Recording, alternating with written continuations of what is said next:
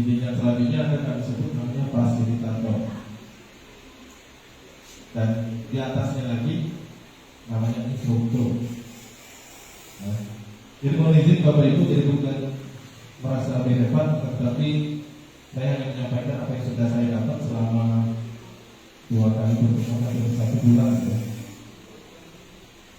Jadi di dalam grup beneran itu ada 3 modul, di mana 1 modul itu 2 bulan.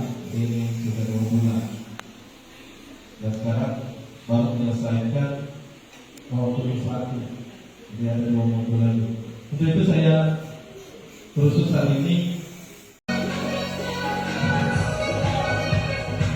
saya sendiri di sini ada yang mengenalkan bahwa kita di rumah sudah masuk di angkatan 8 untuk kegiatan bergerak.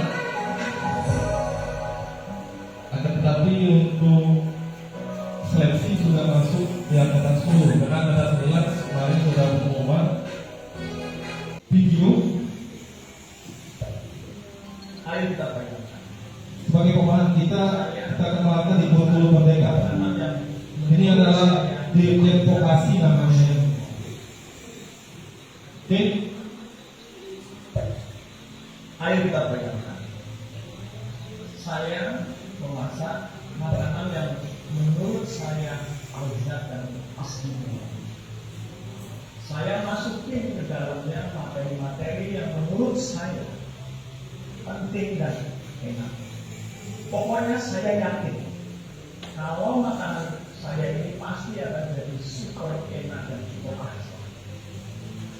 Tapi masalahnya bukan saya yang akan menikmati makanan ini, bukan saya, tetapi dia. Jadi orang yang ditargetkan menikmati masakan ini, dan setelah dicicipi ternyata kok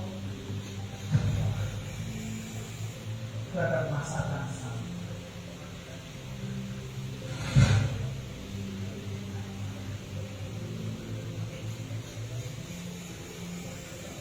Tidak cocok dengan cita rasanya.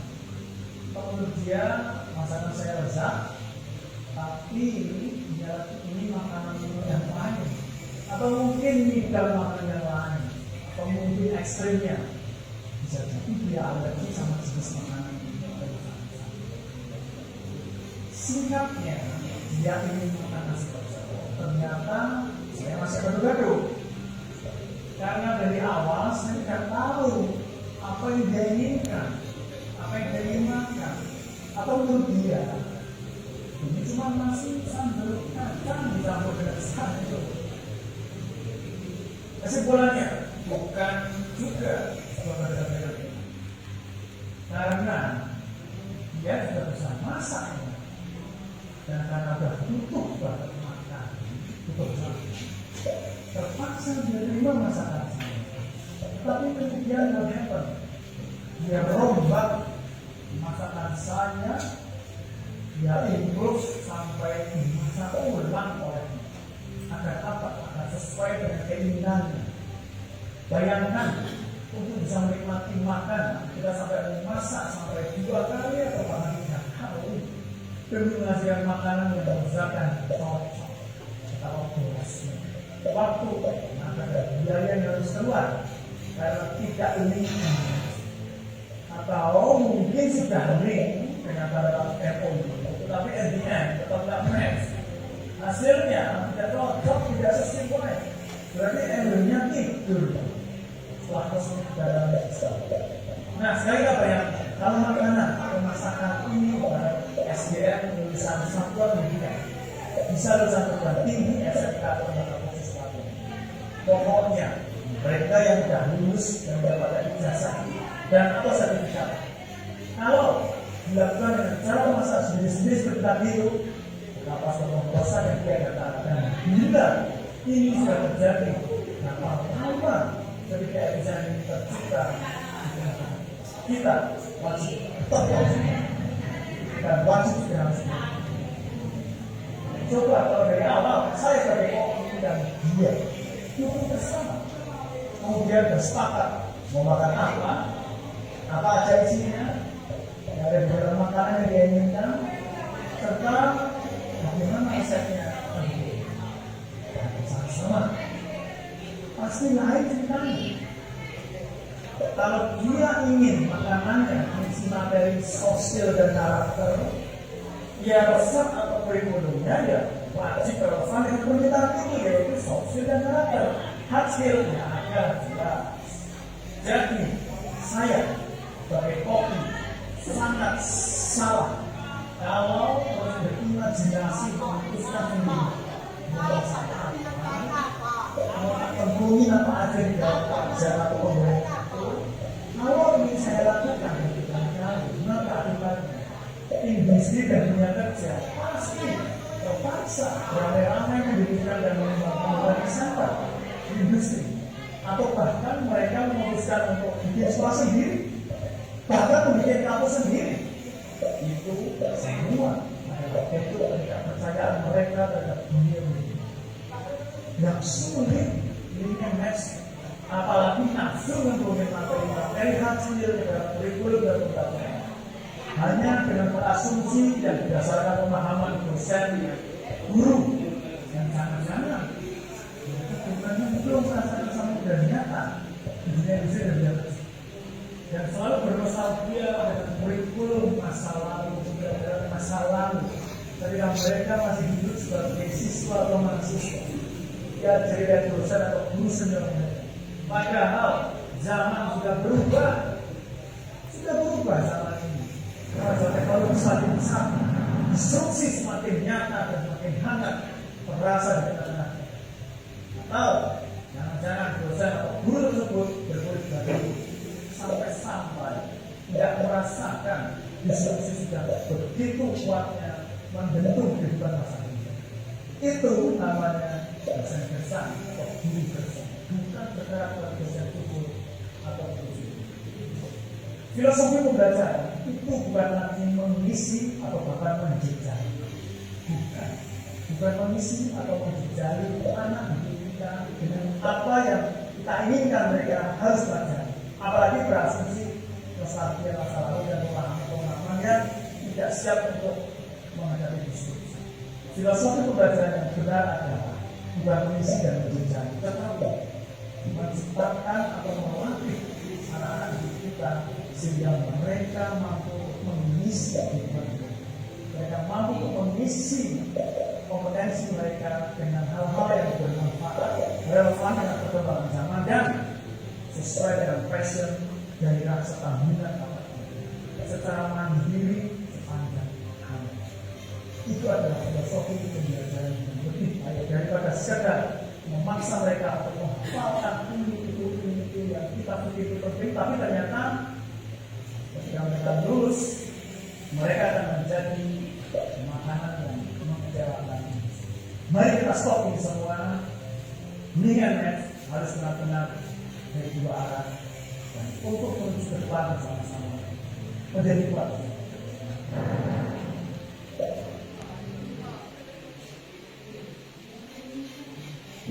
Jadi Bapak Ibu, ini sedikit membuka untuk karena kita belum pernah dihati, jadi saya tampilkan linknya match kita sini suara bisa, artinya sesuai ya, kira-kira sesuai, pokoknya nge-link dan nge-match.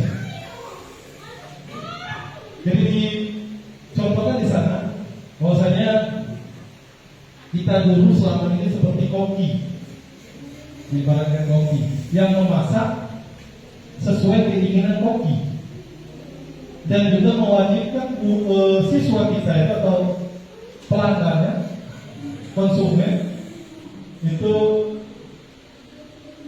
menyukai masakannya. Atau diartikan kita guru selama ini fokus dengan cara-cara kita tanpa kita peduli bagaimana keadaan siswa itu menerima apa yang kita lakukan. Dan seperti yang disampaikan tadi, sebenarnya itu Dirjen Vokasi Kementerian Pendidikan, saya lupa nama lengkapnya, Dia menyampaikan bahwasanya kita ke depannya diibaratkan kalau kita ini duduk bersama dengan konsumen, atau dengan kata lain, kita guru secara siswa dengan siswa, kita duduk bersama, kita buat kesepakatan pelajaran apa yang akan kita terapkan, dengan metode apa yang akan kita terapkan juga, sehingga tujuan pembelajaran kita itu akan sampai. Seperti itu kira-kira tujuan dari kurikulum merdeka sebenarnya. Kalau selama ini kita hanya dikit, pokoknya guru itu hanya menjadi sumber, satu-satunya sumber. Kalau sekarang kurikulum merdeka banyak sumber, terutama siswa yang secara mandiri belajar untuk mendapatkan ilmu. Guru hanya menuntunnya saja. Seperti yang disampaikan dari Vokasi, kalau lalu itu pesanan konsumen sesuai dengan apa yang dirasa. Mau tambah garam banyak, ditambah garam. Gula diperbanyak, kita tambah gula, sehingga masakan itu menjadi sesuai dan mudah untuk dicerna oleh konsumen. Atau dengan kata lain, siswa kita akan mudah mendapatkan apa yang kita sampaikan. Jadi sebenarnya kita akan menyebarkan bagaimana memahami penerapan pengalaman budaya positif.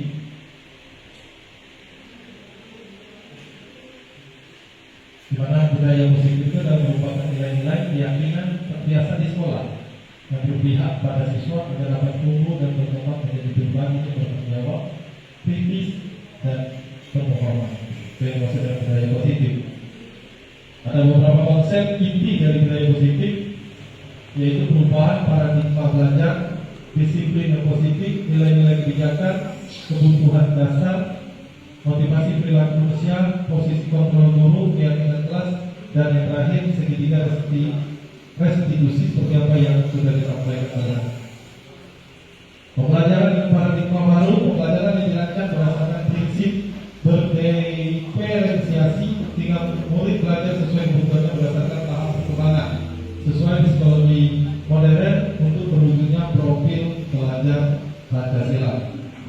Ada 5 fungsi kontrol guru. Sebenarnya ini akan sama-sama kita pahami, kami juga lagi belajar pemahaman ini ada 5 fungsi kontrol ini. Yang pertama sebagai penghukum, dengan bahasa kita dengan nada suara yang tinggi, bahasa tubuh seperti kita lakukan selama ini, mata melompat kadang-kadang disertai dengan menunjuk-nunjuk dan menghapus siswa kita dan murid kita.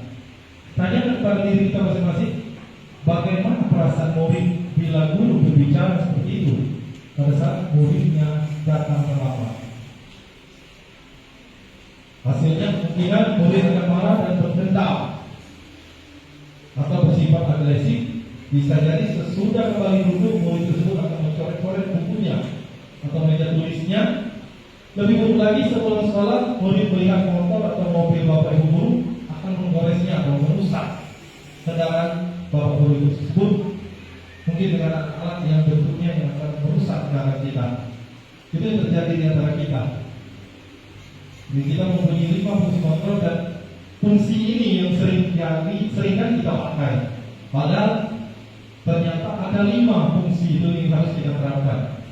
Memang berat mengubah kebiasaan kita, namun lebih baiknya kita beransur-ansur. Seperti kita pahami dulu, baru kita bisa berubah. Ada beberapa fungsi. Fungsi kedua membuat merasa bersalah. Pada posisi ini biasanya guru akan bersuara lebih lembut, membuat siswa merasa bersalah, akan menggunakan keheningan membuat orang lain merasa tidak nyaman, bersalah, atau rendah diri. Di posisi ini murid memiliki penilaian diri yang buruk tentang diri mereka. Murid merasa tidak berharga dan telah mengecewakan orang-orang yang disayanginya. Tentu saja tujuannya atau hasilnya yang akan kita capai, murid itu akan merasa bersalah. Bersalah telah mengecewakan bapak ibu gurunya karena dia merasa gagal dan tidak sanggup membahagiakan orang lain. Kadang-kadang orang tuanya, kadang-kadang sikap seperti ini lebih berbahaya dari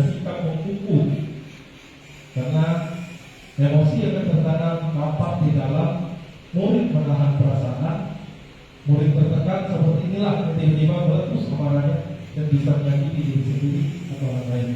Jadi sebenarnya ada fungsi yang kedua juga membuat mereka merasa bersalah atas apa yang mereka lakukan.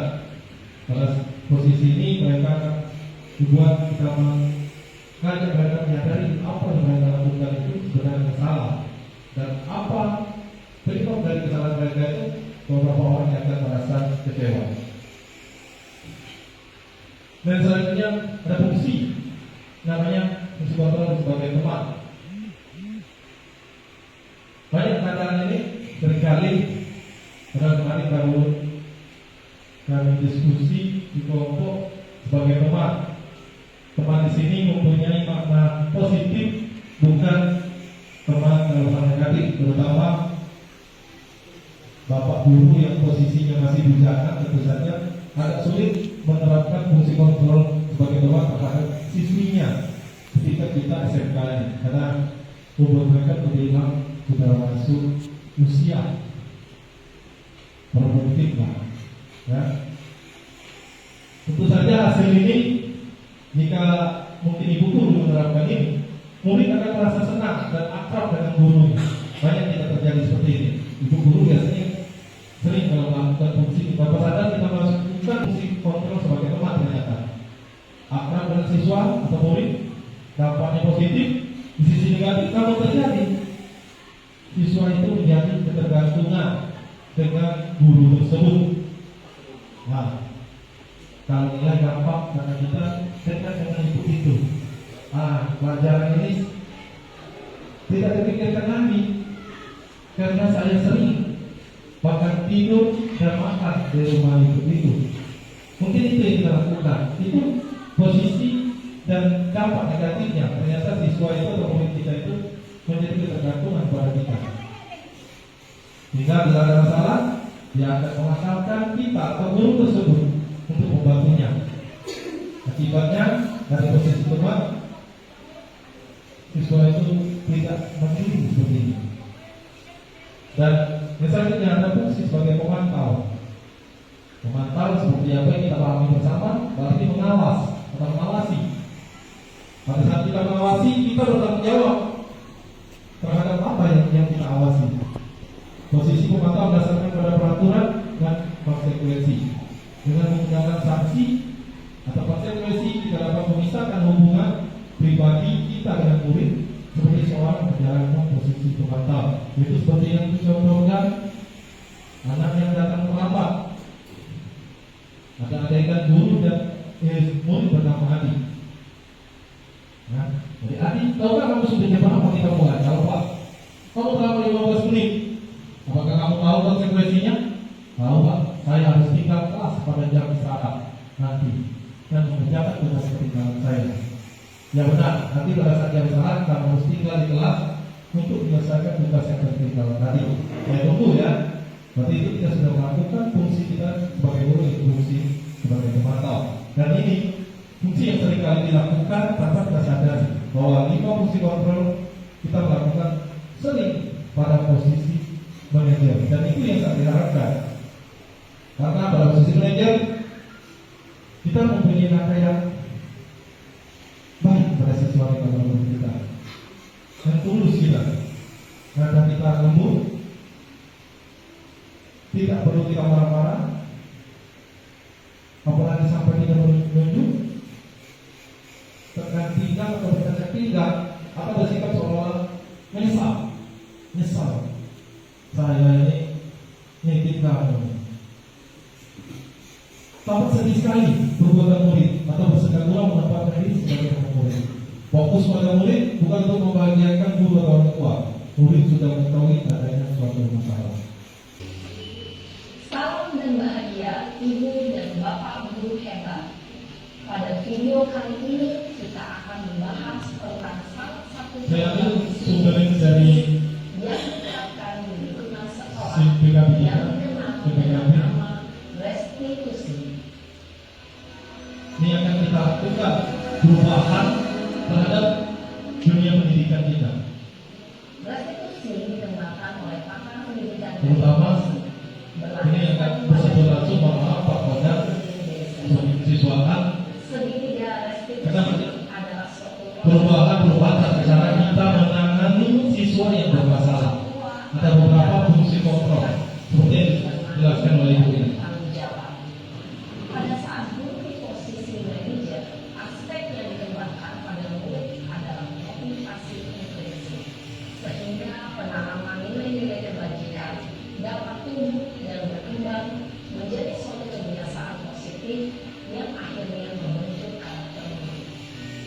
Proses dialog ini terdiri dari 3 langkah yang digambarkan pada ketiga sisi pada segitiga restitusi. Sisi pertama adalah menstabilkan identitas. Sisi yang kedua adalah validasi tindakan yang salah. Dan sisi yang ketiga adalah menanyakan keyakinan. Ibu dan bapak guru berikut ini akan menunjukkan bagaimana seorang guru berada dalam posisi manajer. Ini yang memang yang sudah saya jelaskan bagaimana kita menangani atau menyelesaikan masalah yang timbul di sekolah kita.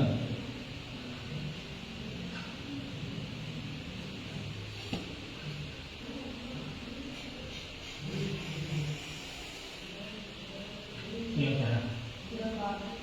Sudah lama gak ketemu Sarah? Kenapa hari ini ada di sini? Kesel Pak, kesel banget. Masa mau dikatain tukang fitnah Pak? Ya aku marah Pak. Aku boleh dikatain mereka di depan kelas. Kesel banget. Oh begitu.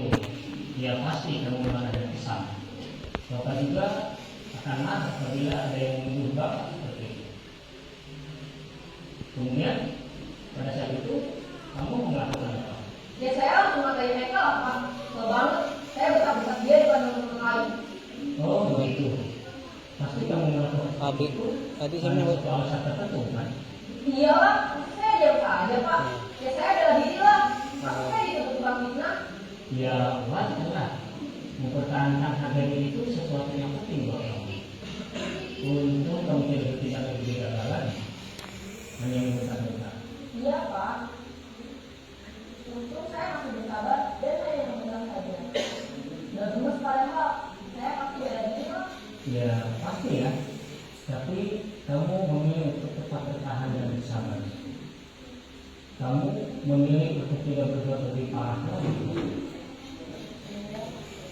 Nah, sekarang coba kita lihat lagi. Tindakan kamu yang mentak-mentak di kelas.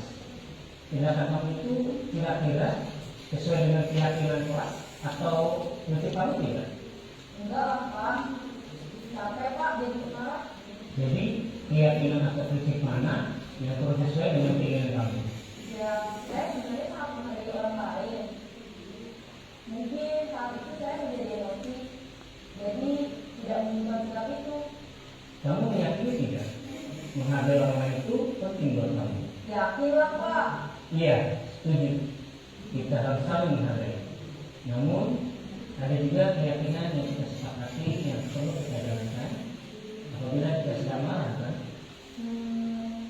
Ya saya bisa lebih proaktif. Mulai dengan diri sendiri. Saya bisa jadi lebih sabar. Mengambil kebijakan untuk berpikir mau apa selanjutnya. Kira-kira kamu bersedia memperbaiki masalah ini tidak? Sebenarnya Pak. Kalau kamu memperbaiki masalah ini, kamu akan menjadi orang seperti apa? Saya akan menjadi orang yang bertanggung jawab kali ya Pak. Dan senantiasa proaktif. Iya, menurut kamu bagaimana rasanya menjadi orang seperti itu? Ya nyaman lah. Bangga bisa bersabar dan tenang diri. Baiklah kalau begitu. Yuk kita pikirkan bagaimana memperbaiki masalah ini.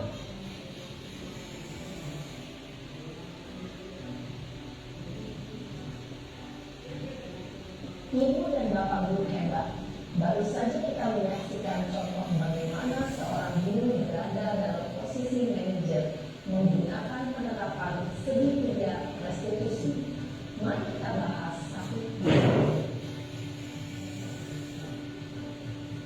Pada sisi pertama, menstabilkan identitas berdasarkan pada prinsip bahwa membuat kesalahan adalah bagian dari proses pembelajaran.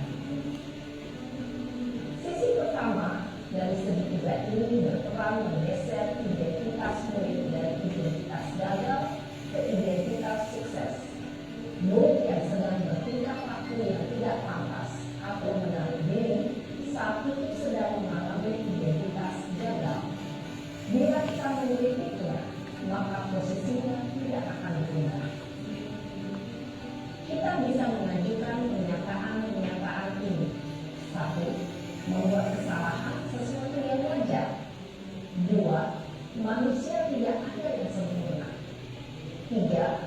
kita bisa memperbaiki masalah ini.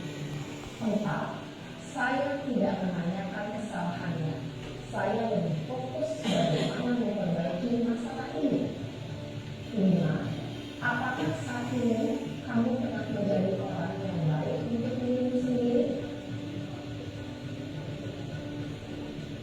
Pada sisi kedua, validasi tindakan yang salah berlandaskan pada prinsip bahwa setiap perilaku berupaya memenuhi suatu kebutuhan tertentu.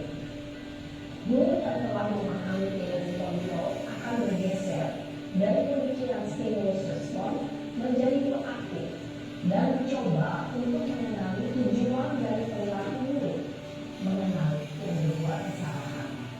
5. Waktu. Perlu didedikasikan waktu dari pihak yang berbuat kesalahan. Tanyakan kapan akan mulai dilakukan usaha untuk memperbaiki masalah. Dengan memahami struktur penerapan segitiga restitusi, diharapkan guru dapat menerapkan posisinya sebagai manajer dengan mengajukan pertanyaan-pertanyaan bermakna yang dapat membuat murid menjadi lebih percaya diri, bertanggung jawab, dan mandiri. Nah, Ibu Bapak Guru perlu tidaknya mengikuti ketiga tahapan dalam segitiga restitusi bergantung pada ringan beratnya suatu permasalahan. Misalnya, bila permasalahan tersebut ringan, maka tidak perlu dijalankan secara berurutan. Bahkan bisa semudah menanyakan apa keyakinan yang kita sepakati. Dengan menjalankan segitiga restitusi, dengan mengajukan pertanyaan-pertanyaan bermakna, diharapkan murid menjadi lebih kuat secara pribadi, dapat membuka wawasan murid agar dapat menyelesaikan permasalahannya sendiri, semakin percaya diri, mandiri, dan berbeda. Salam dan bahagia, Ibu Bapak Guru hebat. Jadi Bapak Ibu, begitu sebagai pembuka dari apa yang akan kita sampaikan selanjutnya. Karena kita sadari bahwa kita menangani siswa itu banyak bersalah. Salah-salah kita jadi salah. Ya.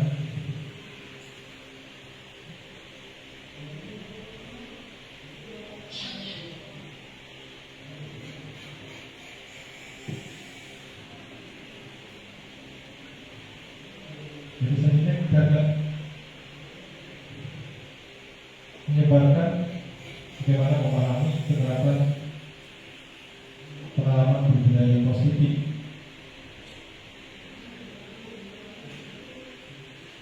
Di mana budaya positif itu adalah merupakan nilai-nilai keyakinan terbiasa di sekolah yang berpihak pada siswa agar dapat tumbuh dan berkembang menjadi pribadi yang bertanggung jawab, kritis, dan bermohon. Itu yang maksud dengan budaya positif.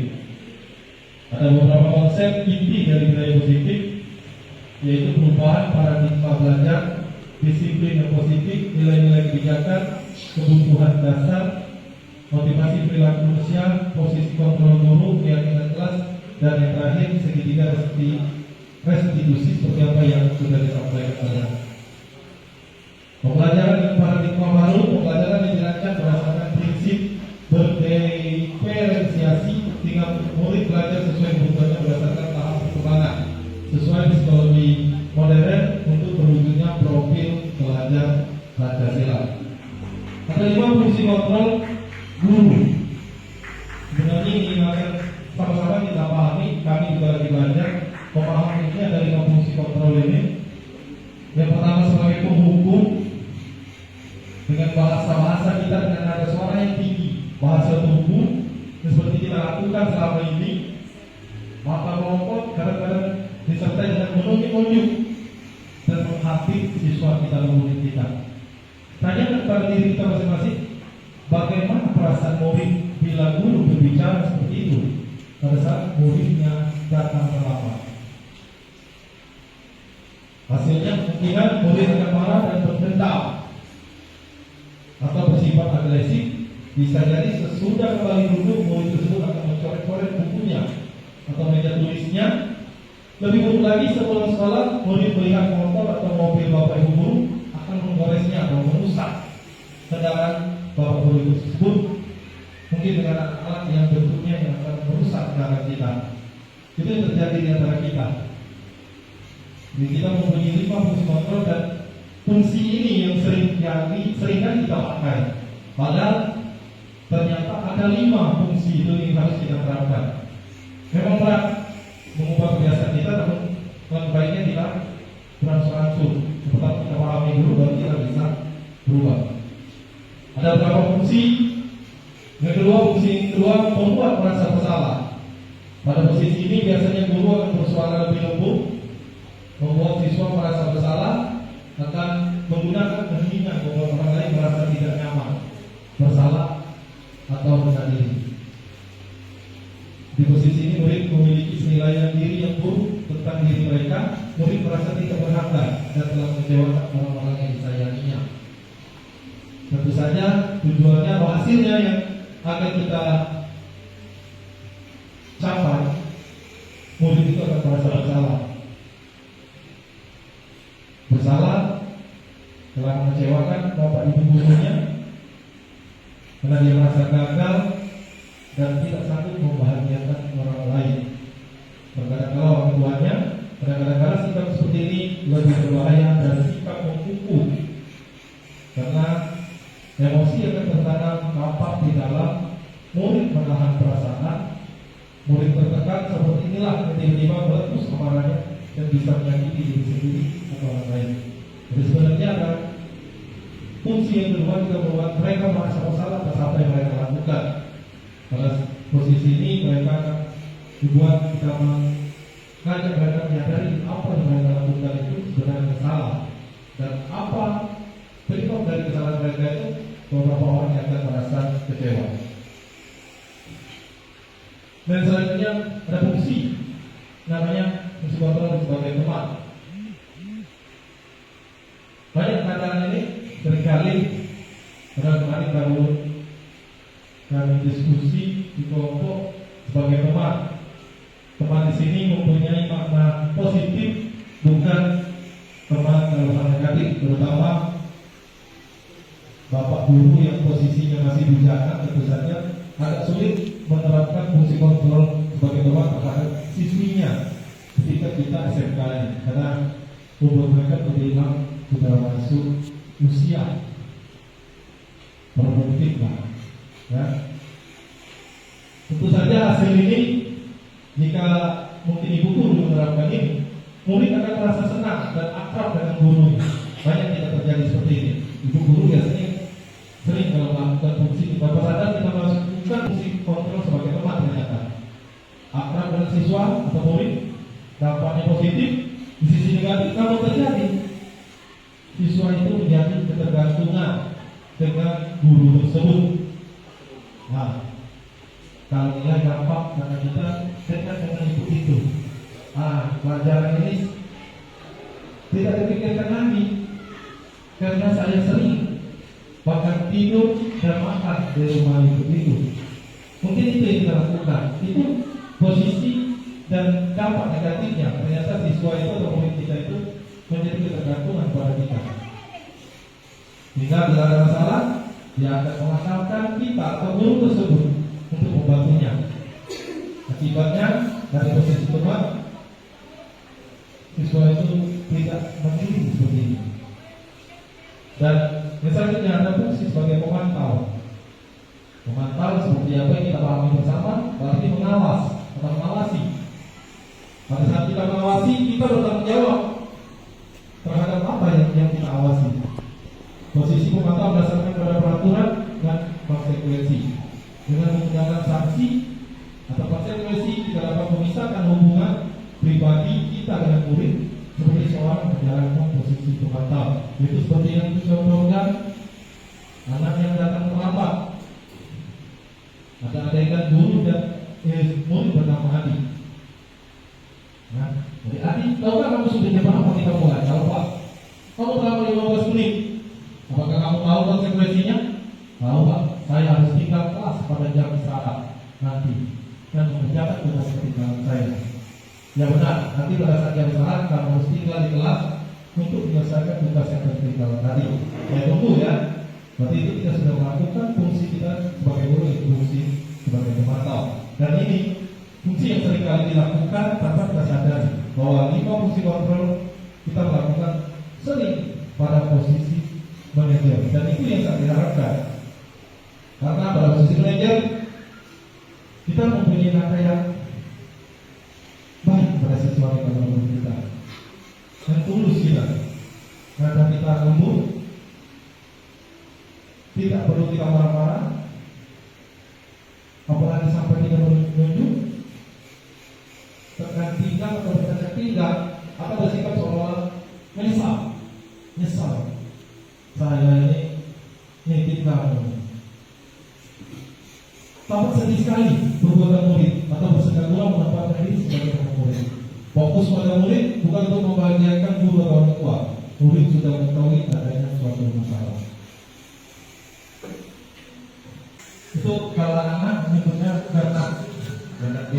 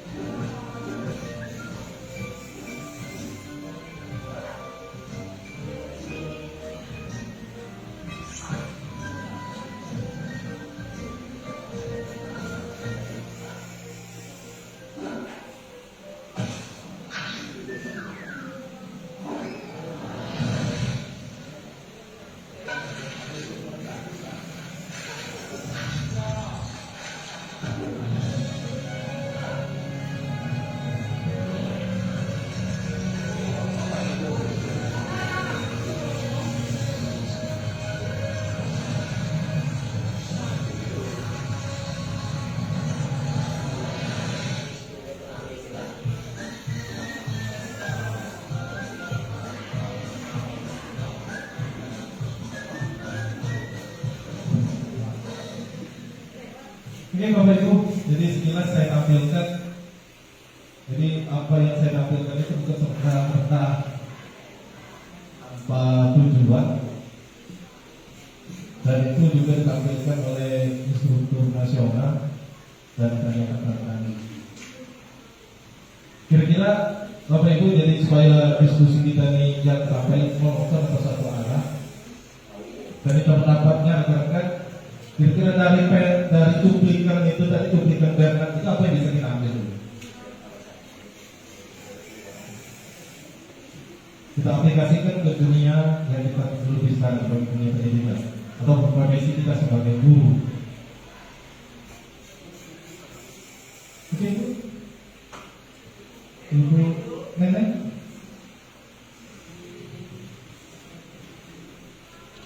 Bagaimana? Bagaimana?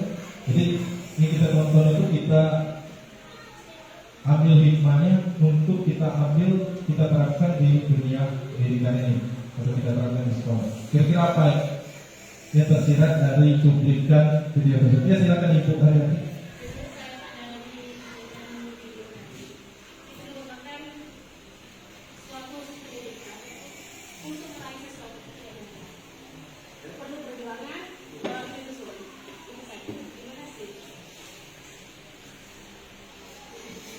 Oke, terima kasih sangat bagus pendapat dari Ibu Haryati. Mungkin ada yang lain menambahkan untuk menyempurnakan. Pak Dede dari tadi mungkin mengungkapkan dari hati. Menurut saya Pak,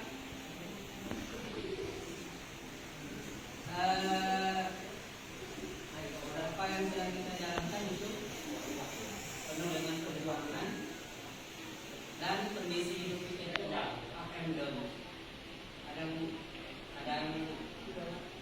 Ada waktunya di atas, ada di bawah. Kemudian apa yang kita bangun, berjuang setelahnya. Kalau kita nasibnya misalkan di atas, kita akan naik. Kalau kita naik, kita pastinya akan jatuh juga. Karena semuanya kembali ke Tuhan. Tidak ada yang akan seperti yang kita. Ada yang lain kalau rekan-rekan? Kita melihat dari film itu ternyata banyak hal-hal yang tersirat yang menurut kita tidak ada yang salah. Kalau pendapat tidak ada yang menyalahkan pendapat orang lain. Kita hargai semua pendapat. Silakan lebih mulai. Ya silakan Pak Ali. Kalau kita lihat dari kita tadi Pak ya, yang pertama kan menggunakan alat, kemudian alat yang pas, kemudian yang lain menggunakan alat kontrol. Nah, jadi mungkin pesan yang disampaikan itu untuk mencapai tujuan itu bisa dilakukan dengan berbagai cara. Mungkin itu Pak. Yang bagus Pak Ali. Yang lain kawan-kawan. Sudah ada 3 masukan. Silakan Ibu Mariana. Kalau menurut saya Pak, dari cerita itu tadi, saya lihat si Bernard ini ada rasa sosok yang tak menyerah. Ketika dia melihat keluar, ada tinggi yang sosok yang mau dia gapai. Ketika dia memakai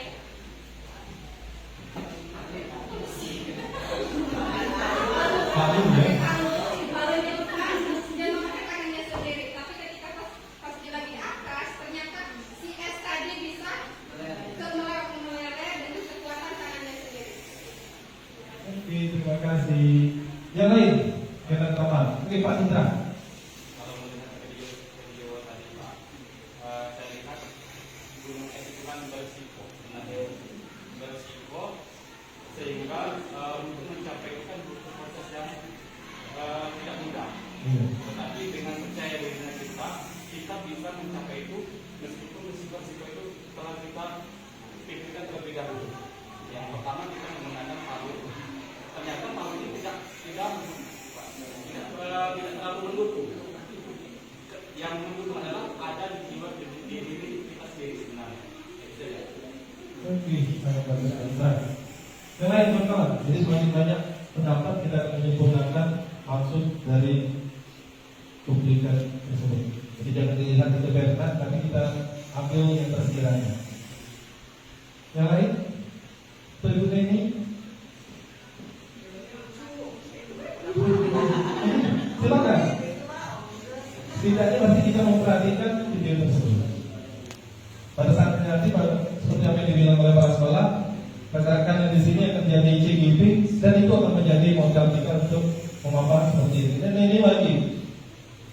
Silakan Ibu Neng pendapatnya. Menurut saya dari video tadi saya hampir sama dengan yang dibilang. Yang pertama, ketika situasi kita harus bekerja keras, percaya diri, yakin pada diri sendiri bahwa apa yang akan kita raih, apa yang akan kita capai, kalau kita percaya diri, yakin, maka itu akan tercapai. Terima kasih. Masih ada kan pendapat kawan-kawan yang belum diungkapkan? Setiap orang saya yakin punya pendapat sendiri yang mungkin belum bisa diungkapkan. Untuk itu mohon maaf kalau ditanya. Bagaimana? Masih belum. Jadi saya simpulkan dulu, jadi beberapa nampak rekan-rekan. Jadi kita lihat dulu.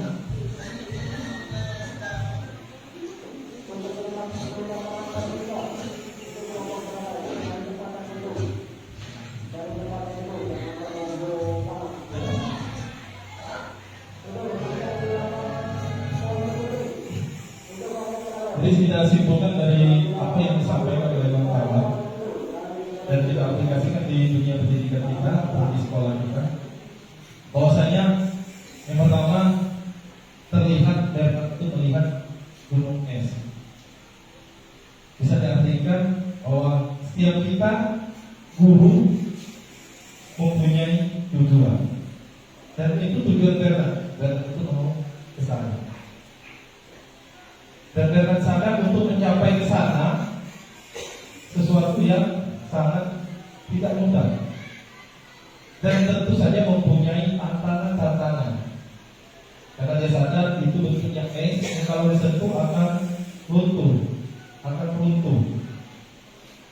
Tentu saja kita guru-guru kita akan berhadapan dengan siswa yang mempunyai berbagai macam sifat. Tapi tujuan kita, saya yakin sama. Untuk itu kita mempunyai trik seperti apa yang dilakukan Bernard.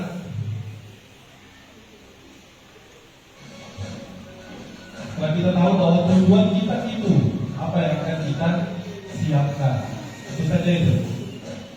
Tidak mungkin kita biarkan yang tidak bisa kita gunakan. Bernard sudah bersusah payah mencari peralatan untuk mencapai tujuannya. Dengan tingkahnya, dengan caranya, dia berhasil mendapatkan tujuannya.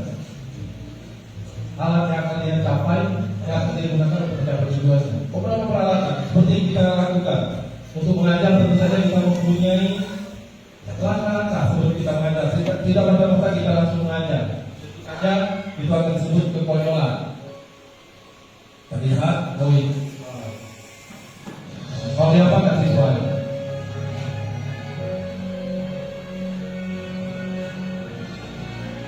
Ternyata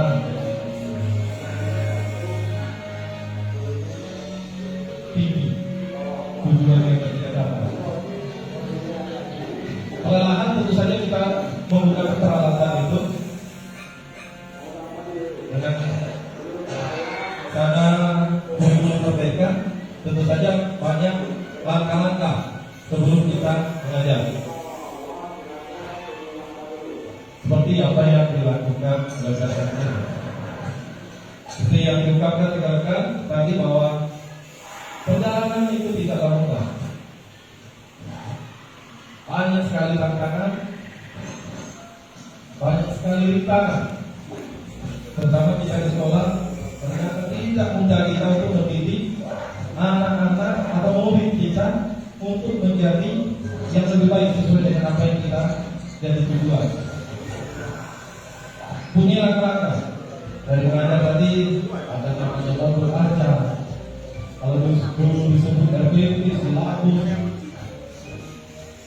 proses, program tahunan. Ternyata tujuan itu bisa dicapai Bernard. Tapi dia terlena bahwa sebenarnya tujuan itu belum sampai, dan tujuan sebenarnya masih jauh di depan mata.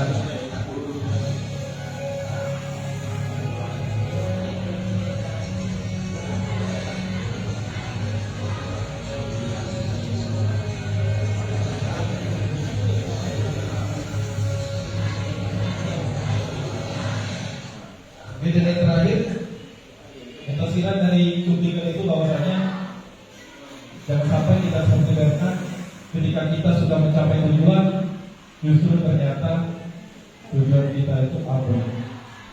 Atau justru dengan kata lain, ketika kita akan mendidik anak-anak kita, justru kejadian yang bertolak belakang dengan apa yang menjadi tujuan kita.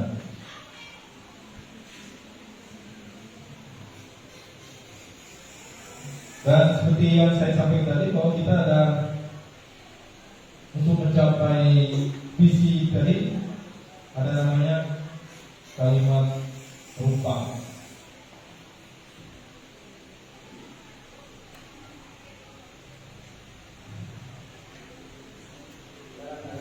Nah, jadi kita susun bersama kalimat ini, bukan saya yang menyusun, tapi sesuai dengan programnya, bahwa ini adalah diskusi.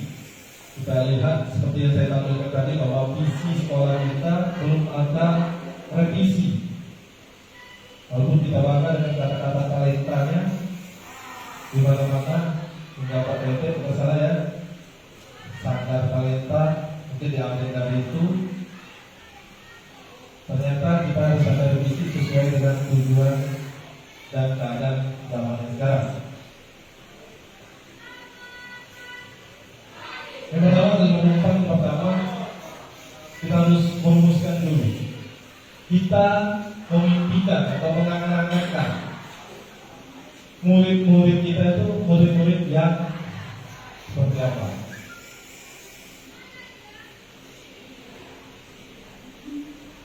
Kira-kira ada masukan angan-angan kita? Aku pengennya murid aku tidak. Nah, itu yang disebut angan kita.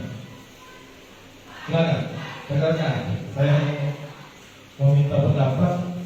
Yang apa ini menjadi satu. Pertama kita ingin pikirkan dulu itu, kita ingin siswa kita itu, kita memimpikan murid kita itu yang seperti apa? Berakhlak mulia. Bagus. Yang lain? Siswa yang baik. Yang baik ya. Positif ya. Kawan-kawan yang lain? Siswa yang cerdas. Cerdas. Yang pertama kita berakhlak benar, kemudian akhlak yang mulia. Allah yang mulia. Jadi kita memimpikan murid-murid kita itu seperti tertuang di dalam profil Pancasila. Seperti itu profil Pancasila. Mana Pak Dede?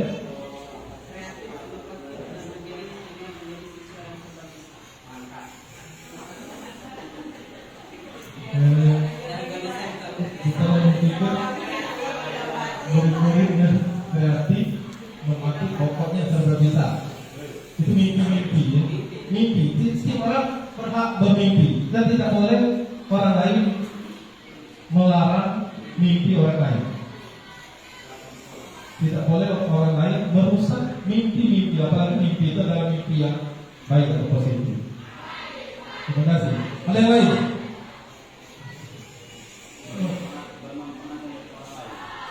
Bermanfaat bagi orang lain, itu saja. Dari hal-hal yang positif itu kita bermimpi bahwa murid-murid kita itu berakhlak mulia, kreatif, inovatif, berguna semuanya dan bermanfaat buat orang lain. Bisa kita simpulkan itu?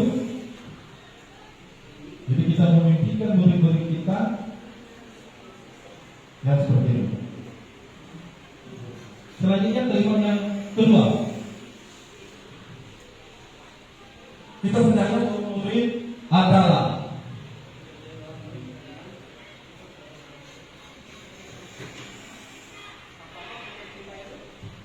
murid kita itu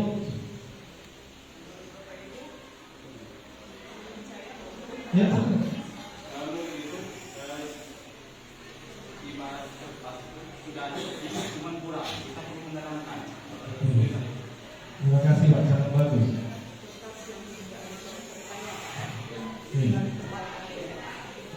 Bahwasanya menurut Pak Imran, murid kita itu adalah seperti kertas yang kurang, seperti yang saya sampaikan dulu.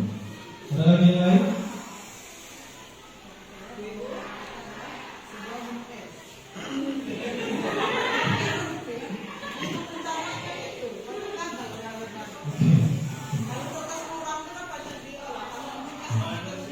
Makna gunung es itu apa? Nah, gunung es itu kan? Saya kira gunung es yang lain. Karena ya. Kita percaya bahwa kita adalah siswa yang sempurna.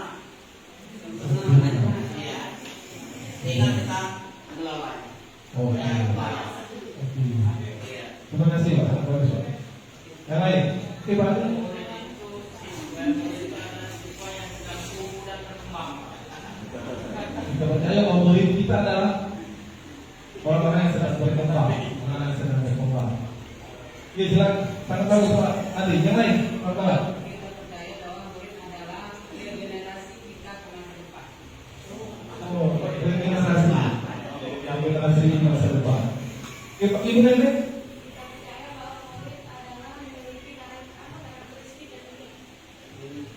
Oke, sudah bagus Ibu Nenek. Jadi kita percaya bahwa murid kita itu adalah anak-anak yang punya karakter yang unik, anak-anak yang seperti kertas surat seperti yang disampaikan oleh Pak Indra dan Pak Adi. Dan menurut Pak Madar, murid kita itu adalah anak yang sempurna. Kita hanya cukup mengelolanya saja. Rekan-rekan lain masih ada tambahan? Tunas muda. Bukan selalu tren. Hampir mirip dengan regenerasi Pak Adi. Bukan suatu brand transportasi mudah mudah. Jadi menurut Mr. Davis bahwa dia percaya bahwa murid adalah tugas muda, suatu kata-kata yang singkat dan mempunyai makna yang mendalam. Jadi kita ambil kesimpulan bahwa murid kita adalah anak-anak yang akan menjadi generasi penerus, karena anak kita adalah anak-anak yang seperti kertas bulan seperti yang disampaikan Pak Indra, yang tugas kita adalah cuma mengembangkan saja. Dalam arti kata semua mereka sudah mempunyai kemampuan masing-masing. Kita hanya mengarahkan dan kita tidak bisa memaksakan anak kita itu pintar di pelajaran kita kalau memang dia kemampuannya di pelajaran lain. Itulah kelemahan kita. Makanya dimunculkan kurikulum merdeka seperti ini yang diharapkan pemerintah. Terima kasih. Selanjutnya kelima rumpang yang selanjutnya di sekolah kita mengutamakan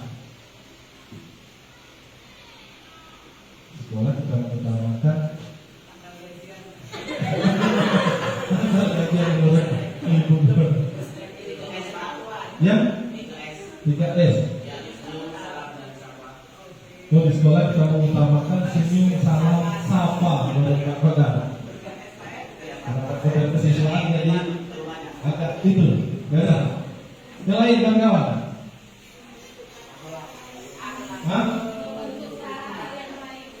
Jadi menurut itu kita di sekolah itu mengutamakan pembentukan karakter menjadi lebih baik. Seperti itu ya. Ya. Di sekolah kita mengutamakan kedisiplinan. Sangat bagus. Ada lagi akhlak yang baik.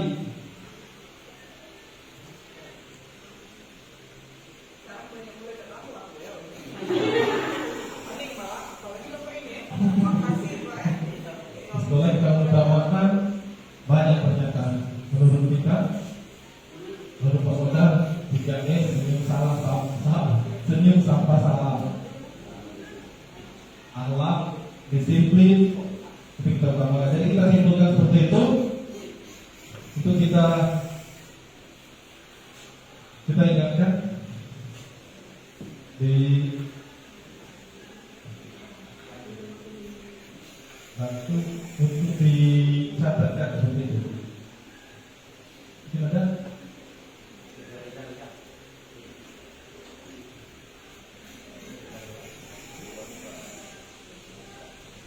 Dicatatkan di sekolah kita mengutamakan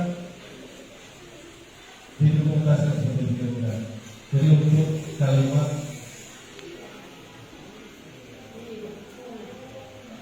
ya.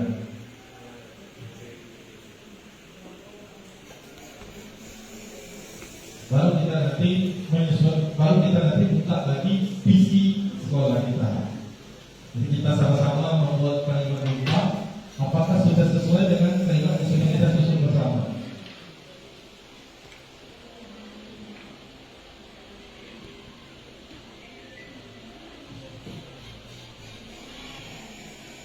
Di sekolah kita mengutamakan begini. Dan kalimat selanjutnya, murid di sekolah kita sadar betul bahwa mematuhi peraturan sangat penting menurut Ibu Heni. Yang lain, kawan-kawan.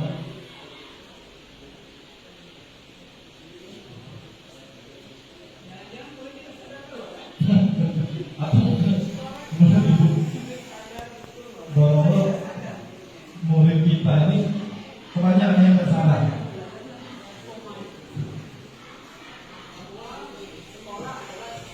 Orang Pak Kodar kadang sering berhubungan dengan siswa ini mungkin terlalu banyak orang ini kesepitan yang nak diungkapkan jadi bingung. Kapan Pak Kodar yang negatif kira-kira seperti itu nanti kita sebutkan katanya keadaan siswa kita seperti ini nanti kita simpulkan. Murid di sekolah kita sadar betul bahwa dia bersekolah mau belajar. Tetapi kenyataan di lapangan, tapi kan waktu ya saya mungkin kalau bisa, dia banyak lagi Menurut Pak Kodar dari murid di sekolah kita sadar betul bahwa tujuan mereka ke sekolah itu belajar. Meskipun meskipunnya kita bisa sebutkan meskipun menurut Pak Kodar selaku siswa yang sering langsung bersekolah dengan siswa. Bagaimana Pak Adi? Atau Pak Widodo? Sadar betul bahwa masih anak-anak. Menurut Pak Widodo, menurut Pak Widodo, murid di sekolah kita sadar betul bahwa mereka masih anak-anak sehingga tingkah laku mereka sering kelewat batas, mungkin terkategori nakal dan minta diperhatikan seperti itu Pak Widodo. Yang lain, mungkin Pak Indra. Bahwa mereka butuh perhatian, butuh kasih sayang. Tapi itu seluruh Pak Kadis ya, bukan hanya untuk siswi saja. Karena kalau untuk siswi agak fokusnya lah kita, butuh layak, kasih sayang, perhatian.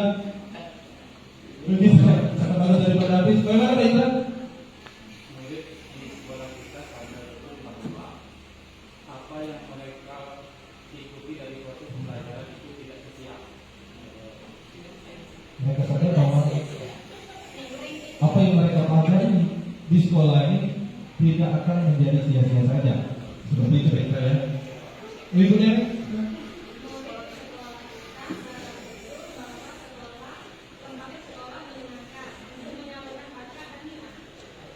Jadi menurut Ibu Neni kalau di sekolah itu adalah tempat yang menyenangkan. Tetapi untuk tanda kutip untuk menyalurkan minat dan bakatnya.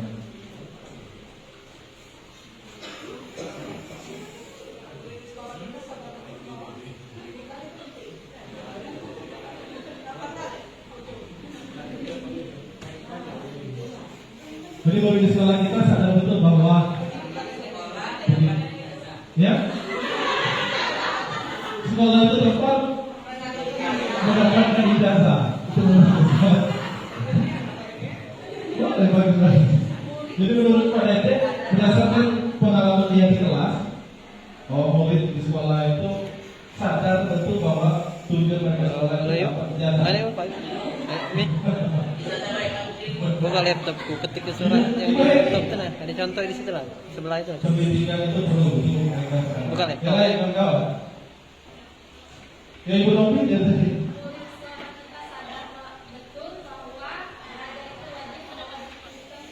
Buka video call. Jadi murid sekolah sadar betul bahwa kalau sekolah itu Buka video call. harus bawa buku. Buka video call. Sunnah. Jadi wajib. Paling Murid Laptop. Spasi enter. Spasi enter. Jadi menurut Pak Adi, murid kita itu sadar betul bahwa mereka ini sekolahnya di SMK. Spasi enter terus enter. SMA, khusus kejuruan. Spasi. Menurut Pak Adi mungkin dia harus mempunyai kecakapan Enter. yang nantinya akan mereka bawa untuk muridnya. Nah itu lah. Contoh ketik contoh itu lah. Sebelah ada ketikan. Bagaimana rekan-rekan lain ibu nih? Ketikanku di sebelah. Merangkai kata-kata Kiri kanan. Saya yakin kalau kalian itu mempunyai ungkapan tersendiri, tapi rangkaian kata-kata itu Zoom ini kayak. masih belum sesuai. Au. Mereka yang salah. Kenapa seperti pada yang sampaikan tujuan sekolah itu untuk berijazah. Jadi selesai ijazah selesai ya, tujuan tercapai. Kemudian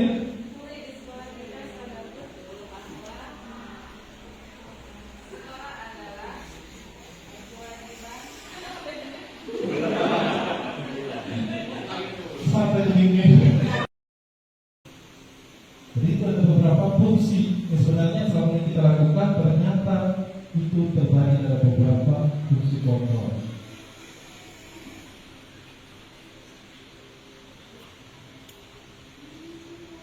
Dari beberapa yang kita sampaikan tadi, mudah-mudahan ini menjadi suatu ilmu buat kita sama-sama.